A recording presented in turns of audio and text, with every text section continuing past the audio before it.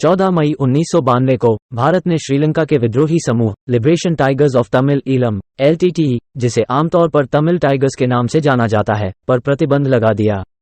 यह निर्णय समूह की हिंसक गतिविधियों और श्रीलंका में स्वतंत्र तमिल राज्य के लक्ष्य के कारण लिया गया, जो भारत की राष्ट्रीय सुरक्षा के लिए खतरा था। LTTE ने श्रीलंका में तमिल अल्पसंख्यकों के अधिकारों के लिए संघर्ष किया, लेकिन इसके तरीकों में हिंसा और आतंकवाद शामिल थे। इस समूह ने कई हिंसक हमलों को अंजाम दिया, जिनमें से कई हमले निर्दोष लोगों को निशाना बनाते थे। भारत के लिए यह स्थिति गंभीर थी क्योंकि श्रीलंका के तमिलनाडु राज्य में भी तमिल समुदाय रहता है और LTTE की गतिविधियों का प्रभाव वहां भी महसूस किया जा रहा था। भारत ने यह प्रतिबंध इसलिए लगाया ताकि देश की सुरक्षा और स्थिरता को बनाए रखा जा सके।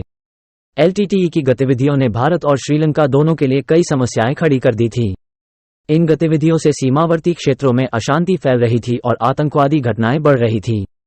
इसके अलावा भारत के पूर्व प्रधानमंत्री राजीव गांधी की हत्या में भी LTTE का हाथ माना गया था।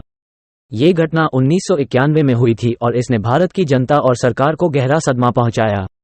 राजीव गांधी की हत्या के बाद LTTE के खिलाफ कार्रवाई और अधिक जरूरी हो गई थी। भारत का ये कदम देश की सुरक्षा को मजबूत करने और आतंकवाद के खिलाफ सख्त संदेश देने के उद्देश्य से उठाया गया था।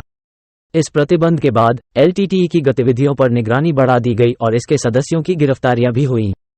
इस प्रकार 14 मई 1992 को LTTE पर लगाए गए प्रतिबंध ने भारत की सुरक्षा नीति में एक महत्वपूर्ण भूमिका निभाई।